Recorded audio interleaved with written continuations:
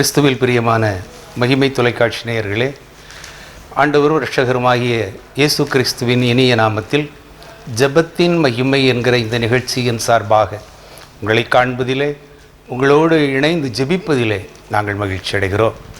கடந்த 2.5 ஆண்டுகளாக ஜெபத்தின் மகிமை என்கிற இந்த நிகழ்ச்சி எந்த தடையும் இல்லாதபடி ஒவ்வொரு ஞாயிற்றுக்கிழமையும் மாலை 2 மணி அளவிலே ஒளிபரப்பாகி கொண்டிருக்கிறதை நீங்கள் அறிகிறீர்கள். அநேகர் எங்களுக்கு ஆக்கப்பூர்வமான ஆலோசனைகளை தந்து எங்களை உற்சாகப்படுத்தி வருகிறீர்கள். உங்களுக்கு நன்றி சொல்லுகிறோம். இந்த நாட்களிலும் வேளை ராதாபுரம் தாலுகாவை மட்டும் மையமாக கொண்டிருந்த மகிமை தொலைக்காட்சி இன்று 4 மாவட்டங்களை கடந்து, ஏன் சொல்ல வேண்டுமானால் அந்நிய தேசத்தில் கூட இன்றைக்கு மகிமை தொலைக்காட்சி ஒளிபரப்பாகி கொண்டிருக்கிறது என்றால் உங்களுடைய ஜெபம் என்பதை நாங்கள் மறக்கவே மாட்டோம். உங்கள் ஒவ்வொருவருக்கும் நன்றி சொல்லுகிறோம். தொடர்ந்து இந்த ஊழியங்களை ஜெபத்தில் தாங்குங்கள். கர்த்தர் உங்களையும் உங்கள் குடும்பங்களையும் ஆசீர்வதிப்பார். இன்றைக்கு இந்த நாளில் முதலாவது தூத்துக்குடி அருகே நடந்த ஒரு சம்பவம். விபத்தில் சிக்கி போராடியவரை காப்பாற்றிய போலீஸார். தூத்துக்குடி காமராஜ் கல்லூரி அருகே 18ஆம் தேதி மாலை 50 வயது மதிக்கத்தக்க ஒருவர் சாலை விபத்தில் சிக்கி இரத்த வெள்ளத்தில் உயிருக்கு போராடி கொண்டிருக்கிறார். அப்போ அதை சுற்றி 60க்கு மேற்பட்ட நபர்கள் இருக்கிறாங்க. யாருமே காப்பாற்ற முன் வரல. ஒருவர் சாலையில் அடிபட்டு அவர் உயிருக்கு போராடிட்டு இருக்கிறாரு. சுற்றிலும் மக்கள் நிற்கிறாங்க. 60 பேர் நின்று பார்த்துட்டு இருக்கிறாங்க. யாருமே அதை காப்பாற்றுவதற்கு வரல. அப்போ அந்த வழியாக வந்த மாவட்ட தனிப்படை காவல் உதவி ஆய்வாளர் ராஜபிரபு, காவலர்கள் சக்தி மாரிமுத்து, டேவிட் ராஜன், இவங்கெல்லாம் சேர்ந்து அந்த காவல்துறை வாகனத்தில் அவரை ஏற்றி மருத்துவமனையில் கொண்டு சென்று அங்கே சிகிச்சை அளித்து அவரை காப்பாற்றிருக்கிறாங்க. அவருக்கு அந்த தூத்துக்குடி மாவட்டத்தினுடைய காவல் கண்காணிப்பாளர் திரு ஜெயக்குமார் அவர்கள் அழைத்து பாராட்டு தெரிவித்திருக்கிறார். சரி. அப்போ அவர் என்ன சொல்றாருன்னா, இதுபோன்று பாதிக்கப்படுகிறவர்களுக்கு காவல்துறை மட்டுமல்லாமல் பொதுமக்களும் உதவுவதற்காகவே அரசு 2014ஆம் ஆண்டு குட் சமாரிட்டன் சட்டம் என்ற சட்டத்தை இயற்றியுள்ளது. 2014ஆம் ஆண்டு குட் சமாரிட்டன் ஆக்ட் அப்படி ஒரு சட்டத்தை ஏற்றுள்ளது. அதன்படி இதுபோன்று பாதிக்கப்பட்டு உயிருக்கு ஆபத்தான நிலையில் போராடி கொண்டிருப்பவர்களை பொதுமக்கள் மனிதாபிமானத்தோடு அருகிலுள்ள மருத்துவமனை கொண்டு சென்று சிகிச்சைக்கு அனுமதிக்கலாம். உதவுபவர்கள் பெயர் மற்றும் முகவரி போன்ற விவரங்களை தெரிவிக்க வேண்டியதில்லை. அதே போன்று காவல்துறைக்கும் தெரிவிக்க வேண்டிய அவசியம் இல்லை. பொதுமக்களில் பலர் இதுபோன்று பாதிக்கப்படுபவர்களுக்கு உதவுவதற்கு தயாராக இருப்பார்கள். ஆனால் காவல்துறையால் தங்களுக்கு பிரச்சனை ஏதும் வந்துவிடுமோ என்ற அச்சத்தில் உதவுவதற்கு யாரும் முன் வருவது கிடையாது. சரி, நம்ம போய் தூக்கிட்டு நம்ம கோர்ட்டுக்கு அலையணும், அதனால அப்படி யாரும் முன் வருவது கிடையாது. அவர் என்ன சொல்றாரு, அந்த குட் சமாரிட்டன் ஆக்ட் என்ற ஒரு சட்டத்தின்படி பொதுமக்கள் யாரும் உதவலாம். உதவி அவர்களுக்கு வேண்டிய முதல் உதவி செய்து அவளை உயிரை காப்பாற்றலாம். அவங்க விவரங்களை கூட நீங்க சொல்ல வேண்டிய அவசியம் இல்லை அப்படின்னு சொல்றாங்க. சப்போஸ் அப்படி உங்களுக்கு உதவி செய்ய முடியவில்லை என்றால் 108 அல்லது காவல்துறையின் இலவச அவசர உதவி எண் 100, அதுக்காக நீங்க உடனே தகவல் தெரிவிங்க. சப்போஸ் உங்களுக்கு பாக்குறீங்க காப்பாற்ற முடியல, உடனே 108 அல்லது 100 இந்த 2ல ஒரு நம்பருக்கு நீங்க கூப்பிட்டீங்கன்னா உடனடியாக அந்த விபத்தில் சிக்கி போராடி கொண்டிருப்பவரை காப்பாற்றலாம் அப்படின்னு சொல்லி அவர் எஸ்பி ஒரு நல்ல ஒரு செய்தியை சொல்லியிருக்கிறாரு. இது ஒரு அருமையான ஒரு செய்தி. இந்த நாட்களில் நம்முடைய பகுதிகளில் நடக்கக்கூடிய விபத்துல நிறைய பேர் இறக்கக்கூடிய காரணம் உடனடியான உதவி கிடைக்காதனால. அந்த அந்த விபத்து ஏற்பட்ட உடனே அவங்களுக்கு உதவி கிடைக்கும்னா நிறைய பேர் காப்பாற்றலாம். ஆனால் நிறைய பேரை இப்படி காப்பாற்றுறதுக்கு வாய்ப்பெல்லாம் போச்சு. ஆனால் இப்படி காப்பாற்றி போலீஸாரை அவர் எஸ்பி பாராட்டியிருக்கிறாரு. அது தொடர்பாக நல்ல ஒரு செய்தியையும் பொதுமக்களுக்கு தெரிவித்திருக்கிறார். பார்க்கும்போது பார்த்தீங்கன்னா 60 பேர் நிற்கிறாங்கன்னா அங்கேயும் சொல்லியிருக்கு. காரணம் இந்த தயக்கம் தான். ஆமாம், தயக்கம். ஒன்று போலீஸாருடைய கேள்விக்கு பதில் சொல்ல வேண்டியிருக்கும், 2வது கோர்ட்டு அலைய வேண்டியது இருக்கும். இதுக்கு நமக்கு இந்த சிரமம் என்று சொல்லி தான் ஆசாரியனை போல லேவியனை போல இன்னைக்கு ஒதுங்கி போயிடுறோம். ஆனால் சமாரியர்களாக நாம் இருக்கணும்னு சொல்லி அரசாங்கமே அந்த சட்டத்துக்கு சமாரியன் சட்டம் அப்படின்னு கொடுத்துருக்காங்கன்னா அது எவ்வளவு ஒரு பொறுப்பான ஒரு வேலை. நான் ஒரு வேலை 108 100 வர்றதுக்கு முன்னால் நாம் நம்மால் இயன்ற முதல் உதவி அந்த 60 பேர் நினச்சா ஏன் செய்ய முடியாது, அழகாக காப்பாற்றி இருந்திருக்கலாம். அன்னைக்கு ஏராளமான உயிர் போகிறதுக்கு நம்முடைய அலட்சியம்தான் காரணமாக இருக்குது. ஆண்டவர் என்ன சொல்லியிருக்கிறார், நான் அன்பு கூறுகிறது போல அல்லது என்னுடைய மாதிரியை நீங்கள் பின்பற்றுங்கள். ஆண்டவர் தேடி சென்று சுகமளிக்கிறவர். ஏன்னா 38 வருஷமா ஒருத்தன் குளத்தண்டையில் காத்திருக்கிறான். அவன் 38 வருஷமா யாரும் அவனை பற்றி நினைச்சு கூட பார்க்கல. ஆனால் ஒரே நாளில் ஆண்டவர் இயேசு அவனை நினைவு கூர்ந்தார், அவனுக்கு அற்புத சுகத்தை கொடுத்தார். அதே போல் இந்த அருமையான காவல்துறை ஊழியர்களுக்கு, காவலர்களுக்கு நம்ம நன்றி சொல்ல கடமைப்பட்டிருக்கிறோம். அன்றைக்கு காவல்துறை தான் அவரை பாராட்டியிருக்கு. ஆனால் எல்லா துறையினரும் அவரை பாராட்டணும். கண்டிப்பாக. ஏன்னா காவல்துறையே பாராட்டுறதை விட மனிதர்கள், பொதுமக்கள் அவர்களை பாராட்டும் போது நிறைய சமூக அமைப்புகள் இருக்குல்ல, ரத்த தான கழகம் இருக்கு, மனித உரிமை கழகம் இருக்கு, சங்கம், சமுதாய அமைப்புகள் அவங்களை பாராட்டி இருக்கலாம். அவங்களை பாராட்டினாதான் இன்னும் உற்சாகமா இருக்கும், சிறப்பாக இருந்திருக்கும். அதனை அதே போல ஆண்டவர் நம்மிடத்தில் அன்பு கூறுகிறார். அவர் முந்தி நம்மிடத்தில் அன்பு கூர்ந்தார். இன்னைக்கு நம்ம ஒரு கிணத்துல ஒருத்தன் விழுந்துட்டான்னா என்னப்பா பார்த்து வரக்கூடாதான்னு தான் சொல்கிறோமே ஒழிய அவனை காப்பாற்றுறதுக்கு நம்ம நடவடிக்கை எடுக்க மாட்டோம். பார்த்தா படித்தவன் மாதிரி இருக்கு, நீச்சல் தெரியாதா, கையடி காலை அடி, அப்படி வா இப்படி வா அதைப்படி இதைப்படின்னு தான் சொல்கிறோமே ஒழிய நம்ம காப்பாற்றுறதுக்கு நம்ம யாரும் இன்னைக்கு முன்னால் வர முடியலை. இப்போல இந்த விபத்தை பார்த்தவங்க சொல்லியிருப்பாங்க, அவர் இவ்வளோ ஸ்பீடாக வந்ததுக்கு வேணையா அப்படின்னு கூட கேள்வி பண்ணியிருப்பாங்க. அதெல்லாம் அந்த நேரத்தில் ஒருத்தர் கீழே விழுந்தா நீ சந்தோஷப்படாதே அப்படின்னு தான் பைபிளே சொல்லுது. அவனை தூக்கி விடு, அவனுடைய சத்துருவாக இருந்தாலும் சரி, அவனுடைய கழுதையோ மாடோ பள்ளத்தில் விழுந்தா கூட அதை தூக்கி விடு அப்படின்னு தான் வேதமும் நமக்கு கற்று தந்திருக்கு. கீழே விழுந்தால் நம்ம யாரும் அவனுக்கு இது வேணும் அப்படின்னு நம்ம சொல்லக்கூடாது, நம்மால் இயன்ற உதவிகளை செய்யணும் அப்படிங்கிறது தான் இன்றைக்கு முதல் செய்தி நமக்கு கற்றுத்தருகிற பாடம். எங்களுக்கு அல்ல கர்த்தாவே, எங்களுக்கு அல்ல, உம்முடைய நாமத்திற்கே மகிமை வர பண்ணும். ஏன்னா இந்த ஜனத்தை ஆண்டவர் நான் உதவி செய்கிறதுக்காகத்தான் ஏற்படுத்தி இருக்கிறார். அவர் தேவனுடைய ரூபமாக இருந்தும் என்ன அவருக்கு இறங்கி வந்ததாக பார்க்கிறோம். என்ன அவ்வளவு நம்மள உள்ள ஒரு அன்புனால தானே இந்த உலகத்துக்காக வந்தார், தன்னுடைய உயிரை கொடுத்தாரு. நமக்கு கை கொடுப்பதற்காக அவர் இறங்கி வந்தாருன்னா அது எவ்வளோ ஒரு பெரிய பாராட்டு.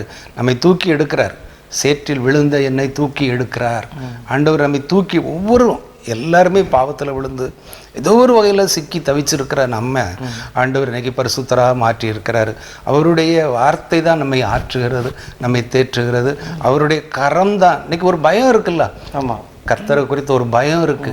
ஆண்டவர் நம்மை பார்க்கிறார், தப்பு செய்யக்கூடாது, தப்பு செய்து நான் அவமானப்பட்டேன், இன்னைக்கு நான் சபையில் உயர்ந்த இடத்துல இருக்கிறேன் அப்படின்னு நினச்சி நம்ம ஆண்டவருக்கு நன்றி சொல்லவே அழைக்கப்பட்டிருக்கிறோம். அதனால் இப்படிப்பட்ட நல்ல செயல்களுக்கு முடிந்த அளவு நாம் நல்ல சமாரியர்களாக நாம் செயல்பட நம்ம அர்ப்பணிப்போம். இந்த காவல்துறையினருக்காக ஆபத்து நிறைந்த ஒரு பணி. இன்றைக்கு அரசாங்கம் அவர்களுக்கு நல்ல உதவிகளெல்லாம் செய்துட்ருக்காங்க. வாரத்தில் ஒரு நாள் லீவு கொடுக்கணும், என்ன டென்ஷன் இல்லாமல் அவர்கள் பணியாற்றணும் அப்படிங்கிறது அவங்களுக்காக ஒரு பரிதாபப்பட்டு இந்த காரியங்களை செய்கிறாங்க. ஏன்னா அது சீருடைய அணிந்து கொண்டே அவங்களால செல்ல முடியாது. நமக்கு சாதாரண ரொம்ப நைஸான ட்ரெஸ் தான் எடுத்து போடுறோம், பேண்ட்டாக இருந்தாலும் சரி, ஷர்ட்டாக இருந்தாலும் சரி, என்ன. ஆனால் அவங்களுடைய ட்ரெஸ்ஸை பாருங்கள், எவ்வளவு முரட்டுத்தனமான வெயிலுக்குள்ளேயும் மழைக்குள்ளேயும் அதை போட்டு குறித்த நேரத்தில் அவங்க போகணும். நம்ம எப்போ வேணாலும் எழும்பலாம். அரசு அலுவலர்களை பாருங்களேன், 10 மணிக்கு ஆஃபீஸ்னா 10:30 வரை போகக்கூடிய ஆட்கள் இருக்கத்தான் செய்தாங்க. அப்படி இல்லாமல் இவங்க காலையிலே ரோல் காலுக்கு போகணும், குறிப்பிட்ட நேரத்தில் போகணும். எந்த நேரத்தில் அழைப்பு வந்தாலும் குடும்பத்தெல்லாம் பார்க்க முடியாது. அப்படிப்பட்ட ஆபத்தான பணியில் இருக்கிற காவலர்களை கர்த்தர் ஆசீர்வதிக்கும்படியாக, அந்த குடும்பம் ஆசீர்வாதமாக இருக்கும்படியாக, ஊரார் பிள்ளையை ஊட்டி வளர்த்தா தன் பிள்ளை தானே வளரும்னு சொன்ன மாதிரி அவங்க ஊருக்கும் உலகத்துக்கும் ஓடுதாங்க. ஆனால் அவங்க பிள்ளைகளுக்கு, அவங்க குடும்பத்துக்கு யார் உதவி செய்வார்? கர்த்தர் நல்ல சமாரியராக இந்த காவலர்களை எடுத்து பயன்படுத்த நாமும் அவர்களுக்கு ஒத்துழைக்க, காவல்துறை நமது நண்பன் என அந்த மாதிரி ஒரு எண்ணத்தோடு நம்ம செயலாற்றுவோம். கர்த்தர் அவர்களை ஆசீர்வதிப்பார். ஜெபிப்போம். நேசிக்க நல்ல ஆண்டவரே, இந்த மகிமையான ஜெப வேளைக்காக நமக்கு நன்றி செலுத்துகிறோம். ஆண்டவர், இந்த நாளிலும் நீர் எங்களில் அன்பு கூர்ந்தீர் ஆண்டவர். நீர் எங்களுக்கு உதவி செய்வதற்காக பரலோகத்திலிருந்து இறங்கி வந்தீர். ஆண்டவர் நாங்களும் உம்மை போல மாற வேண்டும், உம்மை பின்பற்ற வேண்டும் என்று நாங்கள் விரும்புகிறோம் ஆண்டவரே. இந்த உலகத்தில் நாங்கள் வாழ்கிற காலங்கள் எல்லாம் பிறருக்கு உதவுவதற்கு ஆண்டவரே வேண்டிய எண்ணத்தை எங்களுக்கு தர ஜெபிக்கிறோம். நாங்கள் ஒதுங்கி செல்லாதபடி உதவுகிறவர்களாக மாறுவதற்கு ஆண்டவரே எங்களுக்கு உதவி செய்யும். நாங்கள் நல்ல சமாரியர்களாக வாழ்வதற்கு ஆண்டவரை எங்களுக்கு கற்றுத்தர வேண்டும் என்று ஜெபிக்கிறோம். ஆண்டவர் இந்த நாட்களிலும் அருமையான ஒரு பத்திரிகை செய்தியை நாங்கள் வாசித்தோம் ஆண்டவரே. உயிருக்கு போராடி கொண்டிருந்த ஒரு மனிதரை அங்கே வந்திருந்த சுற்றி இருந்த மனிதர்கள் காப்பாற்றவில்லை. ஆனாலும் காவல்துறையினர் அங்கே விரைந்து வந்து அந்த மனிதரை காப்பாற்றியதாக நாங்கள் ஆண்டவரின் செய்தியில் வாசிக்கிறோம். ஆண்டவரை இப்படி ஆண்டவரே உயிருக்கு போராடி கொண்டிருக்கிறவர்களை, ஆபத்தில் சிக்கியவர்களை, விபத்தில் சிக்கியவர்களை ஆண்டவரே நாங்கள் கண்டும் காணாமல் சென்று விடாதபடி அவர்களுக்கு உதவுவதற்கு எங்களால் இயன்ற அளவு என்ன உதவி செய்ய வேண்டுமோ அதை செய்வதற்கு ஆண்டவரே எங்களுக்கு தேவை நல்ல ஞானத்தை தாரும் ஆண்டவரே, நல்ல எண்ணத்தை தர வேண்டும் என்று ஜெபிக்கிறோம் ஆண்டவரே. ஆண்டவரே பிறருக்கு உதவி செய்வதற்குரிய எண்ணங்கள் எங்களுடைய வாழ்க்கையிலே எப்போதும் எங்களுக்குள்ளே இருக்க வேண்டும் ஆண்டவரே. அந்த சிந்தையை நீர் எங்களுக்கு தர வேண்டும் என்று இந்த நாளில் பாரத்தோடு ஜெபிக்கிறோம் ஆண்டவரே. நீதாம் எங்கள் எல்லாரையும் பொறுப்படுத்தி வழி நடத்துவீராக. இந்த நாட்களிலும் ஆண்டவரே பிரயாணத்தில் செல்கின்ற பிள்ளைகளுக்காக ஜெபிக்கிறோம், காவல்துறை அலுவலர்களுக்காக ஜெபிக்கிறோம் ஆண்டவரே. எல்லாருக்காகவும் நம்முடைய சமூகத்தில் ஜெபிக்கிறோம் ஆண்டவரே. நீதாமே எல்லா காரியங்களும் பொறுப்படுத்தி வழி நடத்துவீராக. இயேசுவின் மூலம் ஜெபிக்கிறோம் நல்ல பிதாவே, ஆமென்.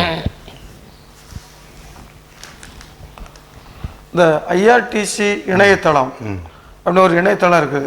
இது ரயில் பயணத்தில் சீட்டு, அதாவது ரிசர்வேஷனுக்காக இருக்கக்கூடிய ஒரு இணையதளம்.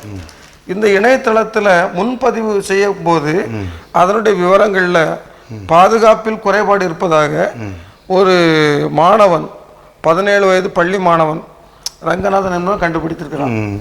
அதில் ரயில் முன்பதிவு தளமான ஐஆர்டிசியில் முன்பதிவு செய்த நபர்களுக்கு தெரியாமலேயே அவர்களின் பயண விவரத்தை காணவும், புறப்படும் இடத்தை மாற்றவும், டிக்கெட்டை ரத்து செய்யவும் கூடிய பாதுகாப்பற்ற நேரடி குறிப்புகள் என்ற குறைபாட்டை சென்னை தாம்பரத்தை சேர்ந்த ரங்கநாதன் என்ற 17 வயது பள்ளி மாணவன் கண்டறிந்துள்ளார். சரி, அப்போ நம்ம ரிசர்வ் பண்றோம், ஆனால் நமக்கு தெரியாமலேயே அந்த இணையதளத்துல போய் நம்ம எங்க போறோம், நம்ம யாரு, எங்க இருந்து டிராவல் பண்றோம், அது மட்டும் இல்லாம அந்த நம்முடைய பயண நேரத்தை மாற்றலாம், பயணத்தை எல்லாம் உள்ள போய் அந்த எல்லாத்தையும் மாற்றலாம், அந்த முன்பதிவு பதிவையே மாற்றலாம்.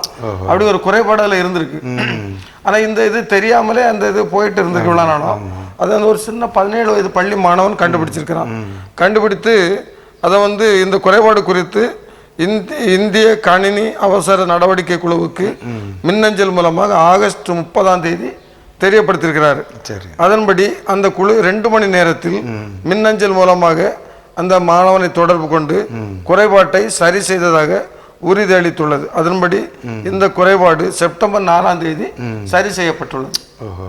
அவர் பெரிய வருஷமா இருந்துட்டு தான் இருந்தார் நம்ம இணையதளத்துல. 17 வயசு அந்த பையன் என்ன சொல்றானா, இதே போல ஐநா, லிங்க்டின், லினோவா, நைக் உள்ளிட்ட 20க்கும் மேற்பட்ட சர்வதேச நிறுவனங்களின் இணையதளத்திலும் இப்படிப்பட்ட குறைபாடுகள் இருக்கிறது அப்படின்னு சொல்றாரு. இந்த நிறுவனங்கள் இந்த குறைபாட்டை கண்டறிந்து சொன்னதுக்காக இந்த நிறுவனங்கள் பரிசு வழங்கியும் கௌரவப்படுத்தியும் உள்ளன அப்படின்னு சொல்றான் அந்த பையன். அந்த பையனுக்கு நல்ல பாராட்டு எல்லாம் தெரிவிச்சிருக்கிறாங்க. ஒரு இணையதளத்துல யாரும் இதுவரை கவனிக்கல. இந்த ஐஆர்டிசி இணையதளத்துல எல்லாரும் நம்ம ரிசர்வ் பண்ண போயிட்டு இருப்போம். ஆனா அதுல உள்ள குறைபாடை மைன்யூட்டா போய் பார்த்து நீங்க இதை நம்ம ஒரு பயணத்தினுடைய பதிவை ஈஸியா மற்றவங்க பார்க்கக்கூடிய அளவுக்கு இருக்கு, மற்றவங்க உள்ள போய் அதை கேன்சல் பண்ணக்கூடிய அளவுக்கு இருக்கு. அப்ப அதெல்லாம் தப்பு இல்லை அப்படின்னு சொல்லி கண்டுபிடித்து அந்த சொன்ன உடனே அந்த குறைபாட உடனே நீக்கியிருக்காங்க. அப்போ ஒரு 17 வயது பள்ளி மாணவனுக்கு ஆண்டவர் கொடுத்த மிகப்பெரிய ஞானம், மிகப்பெரிய அறிவு. இந்த நாள்ல இப்படிப்பட்ட செய்திகள் வரும்போது இளம் பிள்ளைகளுக்கு சின்ன வயசு தானே, 17 வயது பெரிய அனுபவம் வாய்ந்த அறிவு வயது கிடையாது, மிகுந்த அனுபவம் குறைந்த வயது தான். ஆனால் அதுலயும் போய் அந்த பையன் கண்டுபிடிச்சது மிக பாராட்டுக்குரியது. இன்னைக்கு ஒரு சேஃப்டியான பாதுகாப்பான ஒரு இணையதளத்தினுடைய பதிவாக அது மாறி இருக்கு. சரி, ஆன்லைன் சொல்றோம், எவ்வளவோ நல்லது தான். நல்லது தான். ஆனாலும் இப்படி சில குறைபாடுகள் இருக்கிறதே நாம் கண்டறிய முடியுது. ஆமாம் ஆமாம். இப்போ என்ன பார்த்தீங்கன்னா பக்கத்துலேயே இன்னொரு நியூஸ் இருக்கு. ஆமாம். என்ன இன்னைக்கு ஆன்லைனில் நமக்கு நிறைய விவரங்கள் பரிமாறும்போது அது கசிந்து பல இடங்களில் அது துஷ்பிரயோகம் செய்யப்படுறதையும் நம்ம பார்க்குறோம். அனாவசியமாக நம்ம பொருட்களை பணத்தை இழக்க வேண்டிய ஒரு சூழ்நிலையும் வருகிறது. ஒரு சின்ன பையன் ஒரு அவனுக்கு கர்த்தர் ஞானத்தை கொடுத்துருக்கிறாரு. இதே போல் எல்லா காரியத்திலையும் நம்ம ஞானமாக நடக்கணும். இன்றைக்கி உங்களுக்கு 5000 ரூபா உங்கள் அக்கௌண்ட்டில் போட்டிருக்கிறோம், உடனே நீங்கள் உங்களுக்கு வரக்கூடிய ஃபோனில் உங்கள் ஓடிபியை சொல்லுங்கள் அப்படின்னு நிறைய பேர் கேட்குறாங்க. இது ஓடிபிங்கிற வார்த்தை நம்ம வேறு யாருக்கிட்டையும் சொல்லக்கூடாதுங்கிறது எல்லாருக்கும் சொல்லப்பட்டிருந்தாலும் மீண்டும் மீண்டும் எச்சரித்து கொண்டே இருக்கிறாங்க. எல்லா நிறுவனங்களும் நமக்கு எச்சரிப்பு தருது, தயவு செய்து இந்த ஓடிபியை யார்கிட்டையும் பரிமாறாதுங்க. ஆனால் நம்ம அறியாமையினால் அல்லது பேராசையினால் சில காரியங்களை நம்ம செய்திருந்தோம். ஆனால் ஆன்லைன் என்பது நல்ல ஒரு வர்த்தகம் தான். ஆன்லைன் வர்த்தகம் வீட்டில் நம்ம ஆன்லைனில் எல்லாம் இல்லைன்னா எத்தனை நாள் திருநெல்வேலி வள்ளியூர்ன்ற ரயில்வே ஸ்டேஷன் அலையணும். அதெல்லாம் இன்னைக்கு வீட்டில் இருந்தே செய்கிறோம்னா அது கர்த்தர் கொடுத்த ஒரு ஞானத்தினால தான். அதுலேயும் நம்ம இப்படிப்பட்ட தவறுகள் நடக்காதபடி அதில் என்ன விவரங்கள் இருக்கோ சில இடங்களில் பார்த்தீங்கன்னா ஒரு புள்ளி வச்சுருப்பாங்க, கீழே அதுக்கு கீழே டேர்ம்ஸ் அண்ட் கண்டிஷன்ஸ் அப்ளை அப்படின்னு போட்டிருப்பாங்க. என்ன நிபந்தனைகளுக்கு உட்பட்டது. நம்ம அது தெரியாமல் ஒரு பொருளை வாங்கியிருந்தோம், அவங்கள்ட்ட பிறகு அதுக்கு பிறகு சண்டை போடுதோம். அங்கே நிபந்தனை இதுதான் அப்படிங்கிறத நம்ம தெரியாமல் நிறைய பெரிய பொருட்களை இஎம்ஐ மந்த்லி இன்ஸ்டால்மெண்ட் பேசிஸில் வாங்குகிறோம், கட்ட முடியாமல் நம்ம தவிக்கிறோம். அவன் பெரிய அவமானத்துக்குள்ளாக வேண்டிய ஒரு சூழ்நிலை வருது. சும்மா பொருட்களை கொண்டு போவாங்க, 0% இன்ட்ரெஸ்ட் அப்படிங்கிறாங்க. அந்த மாதிரி ஆசை காட்டி மோசம் பண்ணுற அந்த உலகத்தில் நாம் தான் ஞானமாக நடக்கணும். எந்த ஒரு பொருளை குறித்து ஆசைப்படாதபடி. அதனால தான் ஆண்டவர் கட்டளையிலே 10வது கற்பனையாக என்ன வச்சார்? இச்சையாவது இருப்பாயா, ஆசை வரக்கூடாது. அந்த வீட்டில் அது இருக்குது, இந்த வீட்டில் இது இருக்குது, அவன் அப்படி இருக்கான், இவன் இப்படி இருக்கான். நேற்று கூட ஒருத்தர் சொல்கிறாரு, ஒரு அலுவலகத்தில் 70,000 ரூபா சம்பளம் வாங்குறாரு, அவன் 10,000 ரூபா சம்பளம் வாங்குறவங்கள்ட்ட லஞ்சம் கேட்காங்கய்யா. என்ன அவன் வாங்குறது 70,000, இவன் 10,000 ரூபா சம்பளம். நம்ம பிள்ளையருடைய அந்த எம்ப்ளாய்மெண்ட் எக்ஸ்சேஞ்ச் புதுப்பித்தலுக்காக போகும்போது எனக்கு இதை நான் உனக்கு செய்து தரேன். என்ன அவன் 70,000 கொடுத்துட்டு நல்ல போஸ்டில் ஆண்டவர் உயர்த்தி இருக்கிறார். எத்தனை பேருக்கு அவன் நன்மை செய்யலாம். கண்டிப்பாக எனக்கு அதை விட்டுட்டு 10,000 ரூபாய் சம்பளம் வாங்குறவன்ட்ட எனக்கு 100,000 எவ்வளோ அசிங்கமான ஒரு இதாக இருக்குது. நல்ல படித்தவர்கள் பதவியில் இருக்கிறவங்க உங்களால் ஆன மட்டும் எவ்வளோ நன்மை செய்ய முடியுமோ நன்மை செய்யுங்க. இது கர்த்தர் கொடுத்த வேலை. ஏன் உயிரையாக வாங்குறீங்க அப்படின்னு வேலையில் இருக்க அதிகாரிகள் சொல்கிறாங்க. உயிரை வாங்கினா வீட்டில் இருக்கலாம்ல, வேலைக்கு வந்த பொது பணியில் வந்துட்ட நீ உன்னால் முடிஞ்ச அளவுக்கு மக்களுக்கு உதவி செய்ய, உன்னை அதுக்கு தானே வச்சுருக்கு சம்பளம் கொடுக்குறாங்க. அந்த மாதிரி நம்ம நினச்சி பார்த்து இப்படிப்பட்ட குறைவுகளை எல்லாம் ஞானத்தோடு நடக்கணும். எல்லா காரியங்கள்லேயும் ஆண்டவர் நமக்கு ஞானம் தந்திருக்கிறார். நாம் படித்தவர்கள் தப்பு பண்ணக்கூடாது, படித்தவங்க ஆசைப்படக்கூடாது, படித்தவங்க லஞ்சம் வாங்கக்கூடாது. இதை உணர்ந்து நம்ம நடந்தோம்னா நம்முடைய சமுதாயம் எங்கேயோ நல்ல ஒரு சமுதாயமாக மாறும் என்பதில் சந்தேகம் இல்லை. கர்த்தர் இப்படிப்பட்ட இதே போல் இன்னும் நிறைய மாணவர்கள் முன் வரணும். ஆமாம், இளம் வயதிலேயே இப்படி ஆண்டவர் நல்ல ஞானத்தை கொடுத்துருக்கு. ஆமாம், அது வந்து ஏன்னா பெரிய பெரிய கம்ப்யூட்டர் டெக்னாலஜி நிறைஞ்சவங்க தானே அந்த இணையதளத்தில் இருப்பாங்க. ஆமாம், அவங்கெல்லாம் கண்டுபிடிக்காதத ஒரு சின்ன பையன் வந்து கண்டுபிடிக்கிறாங்க போது அது பெரிய ஆச்சரியமான ஒரு காரியம் தான். பொதுவாகவே இப்போ எல்லா குழந்தைகளும் இந்த மொபைல் ஆப்ரேஷனில் சிறப்பாயிட்டாங்க. நமக்கு தெரியாத காரியத்தை கூட ஆசிரியர்களுக்கு தெரியாத கூட மாணவர்களுக்கு நிறைய தெரிஞ்சு கொண்டு இருக்கு. அதனால் இப்படிப்பட்ட இது அந்த பையன் கவனமாக பார்த்ததுனால தான் அதை கண்டுபிடிக்க முடிஞ்சுது. இதை போல் எத்தனை பேர் கஷ்டப்பட்டுருப்பாங்க பாருங்கள்.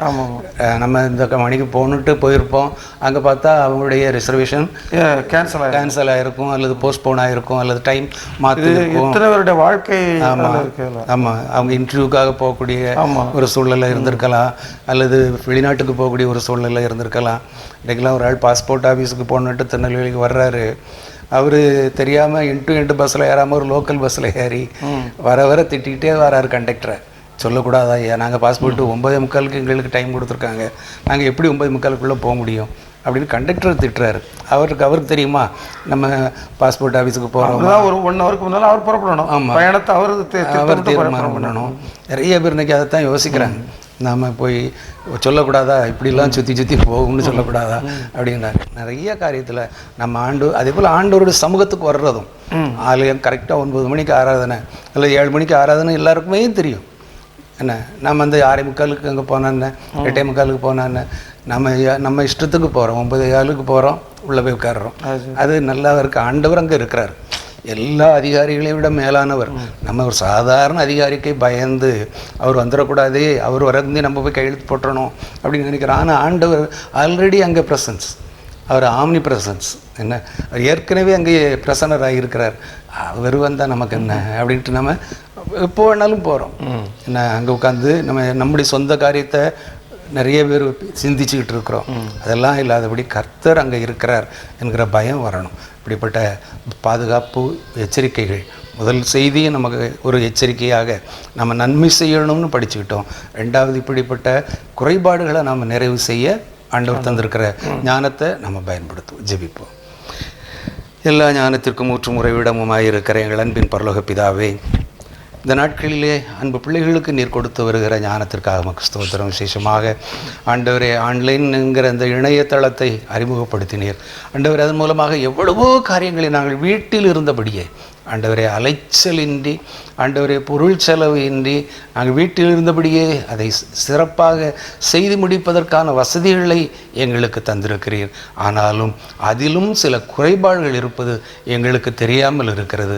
குறிப்பாக ரயில் பயணத்தில் பயணச்சீட்டு முன்பதிவில் இப்படிப்பட்ட குறைபாடுகள் இருப்பதை ஒரு 17 வயது மாணவன் கண்டுபிடித்து அதை தெரியப்படுத்தி அதை சரி செய்து விட்டதாக இந்த நாளிலே செய்தித்தாளிலே பார்க்கிறோம். அதே போல் கொரோனா ஊசி பதிவுக்காக நீங்கள் இந்த நம்பரிலே தொடர்பு கொள்ளுங்கள், எண்ணினபடி உங்களுடைய தகவல்களை தாருங்கள் என்று சொல்லி எங்களை வஞ்சிக்கிற ஒரு கூட்டத்தையும் நாங்கள் பார்க்கிறோம். இப்படிப்பட்ட செய்திகளை எல்லாம் நாங்கள் பார்க்கிற போது, படிக்கிற போது நாங்கள் ஏமாந்து விடாதபடி நீர் தந்திருக்கிற ஞானத்தை நாங்கள் பயன்படுத்தி ஆண்டவரே எங்களுடைய காரியங்களை நாங்கள் சிறப்பாக நடந்து கொள்ள எங்களுக்கு நீர் உதவி செய்யும். குடும்பங்களை ஆசீர்வதியும். ஞானத்திலே குறைவுள்ளவனுக்கு நீர் சம்பூரண ஞானத்தை கொடுக்கிற தேவனாக இருக்கிறபடினாலே உம்முடைய சமூகத்திலே கெஞ்சி நிற்கிறோம். நீரே கேடகம், நீரே மகிமை, நீரே எங்களுடைய தலையை உயர்த்துகிற தேவன். அப்படியே பாதுகாத்துக்கொள், வழி நடத்தும். இயேசுவின் நாமத்தில் ஜெபிக்கிறோம் நல்ல பிதாவே, ஆமென். அடுத்தல ஒரு செய்தி என்னன்னா, டெங்கு தடுப்பு பணிகளை தீவிரப்படுத்த வேண்டும். உள்ளாட்சி அமைப்புகளுக்கு அறிவுறுத்துதல். சுகாதாரத்துறை உள்ளாட்சி அமைப்புகளுக்கு அறிவுறுத்திருக்கிறது, டெங்கு காய்ச்சல் தடுப்பு பணிகளை தீவிரப்படுத்த வேண்டும். இப்போ தமிழ்நாட்டில் தினமும் 20 முதல் 30 பேர் டெங்குவால் பாதிக்கப்பட்டு வருகின்றனர். அதனால் டெங்கு காய்ச்சல் தடுப்பு பணி நடவடிக்கைகளை தீவிரப்படுத்துமாறு உள்ளாட்சி அமைப்புகளுக்கு சுகாதாரத்துறை உத்தரவிட்டுள்ளது. சரி, இது தேவையற்ற பொருட்களை அப்புறப்படுத்தணும், மழைநீர் தேங்காமல் பாதுகாத்து கொள்ளணும், அதன் மூலம் டெங்கு பரவாமல் நம்மை பாதுகாத்து கொள்ளணும் அப்படின்னு சொல்லி இந்த சுகாதாரத்துறை அறிவுறுத்தியுள்ளது. இது இன்னும் வரக்கூடிய காலங்கள் மழைக்காலம். இந்த மழைக்காலங்களில் பரவக்கூடிய நோய் டெங்கு காய்ச்சல். இந்த டெங்கு காய்ச்சல் மழை காலங்கள்லாம் பரவுகிற ஒரு நோய். இந்த நோயிலிருந்து நாம் தப்பிக்கணும்னா நாம் நம்மை பாதுகாத்து கொள்ளணும். அது இப்போவுமே நம்ம தயாராக இருக்கணும் அப்படின்னு சொல்லி முன்கூட்டியே ஒரு அறிவிப்பை சுகாதாரத்துறை தெரிவித்துள்ளது. அதனால இந்த நாட்கள் நாமும் ஒரு எச்சரிக்கை உணர்வோடு, பாதுகாப்பு உணர்வோடு நம்மை பாதுகாத்து கொள்ள வேண்டும். இப்படிப்பட்ட தொற்று வியாதிகளுக்கு நாம் நம்மை பாதுகாத்து கொள்வதற்கு அரசாங்கம் சொல்லக்கூடிய வழிமுறைகளை, அந்த பாதுகாப்பு நெறிமுறைகளை பின்பற்ற வேண்டும். அப்படி பின்பற்றினா நல்லது.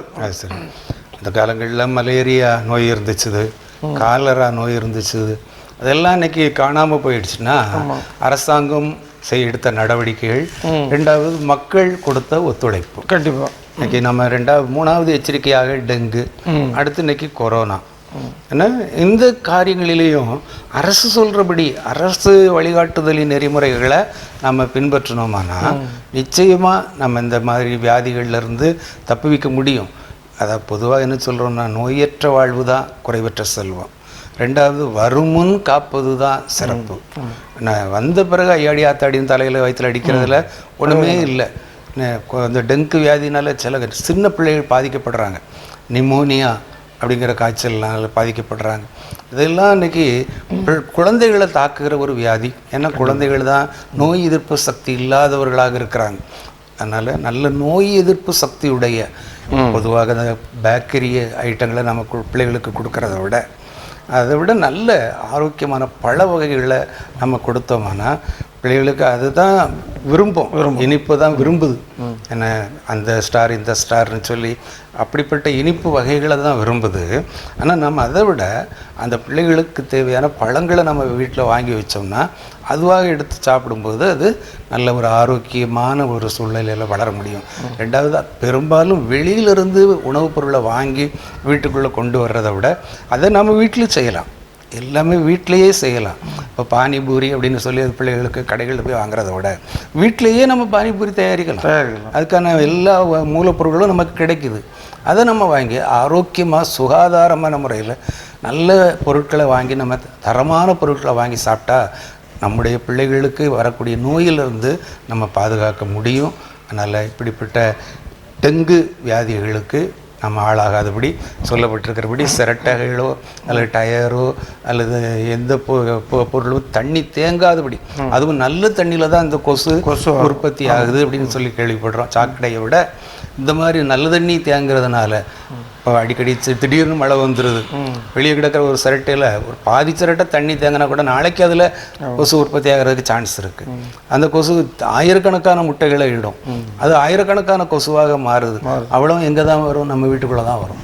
அப்படிப்பட்ட கடியினால், கொசு கடியினால் நம்ம பாதிக்கப்படாதபடி, நம்முடைய பிள்ளைகளோ நாமோ பாதிக்கப்படாதபடி நம்ம அரசாங்கம் சொல்கிறபடி நம்ம வீட்டை சுற்றுப்புறத்தை சுத்தமாக வைத்துக்கொள்வோம்.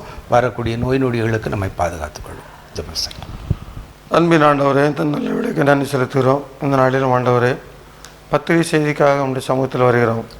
சுகாதாரத்துறை தெரிவித்துள்ள இந்த செய்தி வருகின்ற டெங்கு நோயிலிருந்து மக்களை பாதுகாக்க வேண்டும் என்ற எண்ணத்தில் வெளியிடப்பட்ட இந்த செய்திக்காக நம்முடைய சமூகத்தில் நாங்கள் ஜெபிக்கிறோம். ஆண்டவரே, இந்த நாளிலும் கர்த்தர் இந்த டெங்கு வருகிற நோயிலிருந்து நம்முடைய பிள்ளைகளை நீ பாதுகாத்து கொள்ள வேண்டும் என்று ஜெபிக்கிறோம்.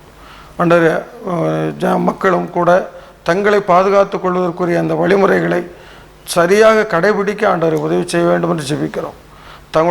தாங்கள் வசிக்கிற பகுதி, தாங்கள் இருக்கிற இடம் எல்லாவற்றிலும் தண்ணீர் தேங்காதபடி சுத்தமாக வைத்திருப்பதற்கு ஆண்டவரை உதவி செய்ய வேண்டும் என்று ஜெபிக்கிறோம். ஆண்டவரே, நீர் கொடுத்த ஞானத்தை, நீர் கொடுத்த அறிவை, நீர் கொடுத்த புத்தியை நாங்கள் பயன்படுத்துவதற்கு ஆண்டவர் உதவி செய்ய வேண்டும் என்று ஜெபிக்கிறோம். ஆண்டவர், இன்னுமாக இந்த நாட்களிலும் ஆண்டவர் மருத்துவமனைகளில் இருக்கிற அநேக வியாதி மக்களுக்காக ஜெபிக்கிறோம். ஆண்டவர், ஏராளமான மக்களுக்காக ஆண்டவர் இந்த நாளில் ஜெபிக்கிறோம். அநேகருக்கு ஆண்டவர் இருதய மாற்று அறுவை சிகிச்சை நடைபெற்றிருக்கிறது. பைபாஸ் சர்ஜரி நடைபெற்றிருக்கிறது. ஆண்டவர், அந்த பிள்ளைகளுக்காக ஜெபிக்கிறோம். ஆண்டவரை, கர்த்ததாமே இருதய அந்த சிகிச்சை பெற்று வீடுகளில் இருக்கிறமே அநேகருக்காக ஜெபிக்கிறோம். கர்த்ததாமே அவர்களை பாதுகாத்து வழிநடத்த வேண்டும் என்று ஜெபிக்கிறோம். தேவன் தாமே அவர்களுக்கு நல்ல சுகத்தை கொடுக்க வேண்டும் ஜெபிக்கிறோம்.